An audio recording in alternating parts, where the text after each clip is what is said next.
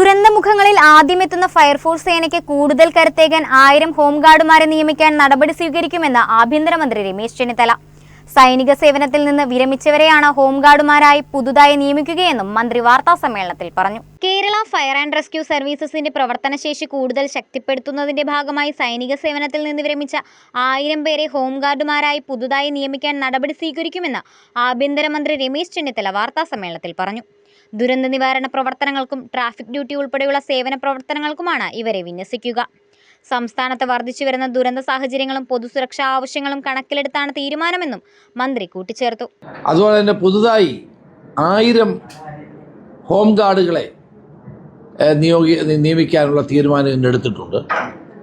ഈ ഹോംഗാർഡുകൾ നമ്മുടെ traffic duty ഉൾപ്പെടെയുള്ള വലിയ സേവന പ്രവർത്തനങ്ങൾ നടത്തുകയാണ്. അപ്പോൾ ഇപ്പോൾ പലയിടത്തും ഈ ഒരു ആവശ്യം ഉയർന്നു വരുന്നതിന് പശ്ചാത്തലത്തിലാണ് ഇന്നത്തെ യോഗത്തിൽ 1000 ഹോംഗാർഡുകളെ, അവരൊക്കെ മിലിറ്ററി സർവീസിൽ നിന്ന് സേനകളിൽ നിന്ന് റിട്ടയർ വരുന്ന ആളുകളാണ് ഹോംഗാർഡുകൾ. 1000 ഹോംഗാർഡുകളെ അവരെ നിയമിക്കാൻ തീരുമാനിച്ചിട്ടുണ്ട്. നിലവിൽ സംസ്ഥാനത്ത് 133 ഫയർ സ്റ്റേഷനുകളാണ് പ്രവർത്തിക്കുന്നത്. ആധുനികവൽക്കരണ പദ്ധതിയുടെ ഭാഗമായി കൂടുതൽ ഉദ്യോഗസ്ഥരെയും ഫയർമാൻമാരെയും നിയമിക്കുന്നതിനും സർക്കാർ നടപടി സ്വീകരിക്കും. കൂടാതെ ഉയർന്ന കെട്ടിടങ്ങളിലെ തീപിടുത്തങ്ങൾ ഫലപ്രദമായി നേരിടുന്നതിനായി സ്കൈ ലിഫ്റ്റുകളും സ്മോൾ ലിഫ്റ്റുകളും വാങ്ങുന്നതിനുള്ള നടപടികൾ പുരോഗമിക്കുകയാണെന്നും അദ്ദേഹം പറഞ്ഞു. ജനങ്ങളുടെ സുരക്ഷ ഉറപ്പാക്കുന്നതിന് ദുരന്ത നിവാരണ ബോധവൽക്കരണവും സെൽഫ് ഡിഫൻസ് പരിശീലന പരിപാടികളും സംഘടിപ്പിക്കുമെന്നും അദ്ദേഹം പറഞ്ഞു. ഇതിലിപ്പം മൊത്തം 133 സ്റ്റേഷനുകളാണ് ഉള്ളത്.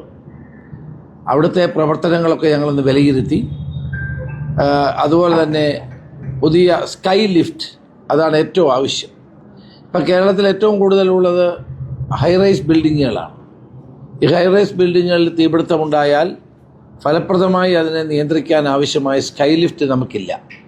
കുറേ കാലമായി അത് പല കാരണങ്ങൾ കൊണ്ട് മുടങ്ങിപ്പോയതാണ്. ഏതായാലും അത് എത്രയും പെട്ടെന്ന് സ്കൈ ലിഫ്റ്റ് വാങ്ങാനും സ്മോൾ ലിഫ്റ്റുകൾ വാങ്ങാനുമുള്ള ഒരു നടപടി ഉണ്ടാകും. ഇന്ന് യോഗത്തിൽ ആ തീരുമാനം എടുത്തിട്ടുണ്ട്.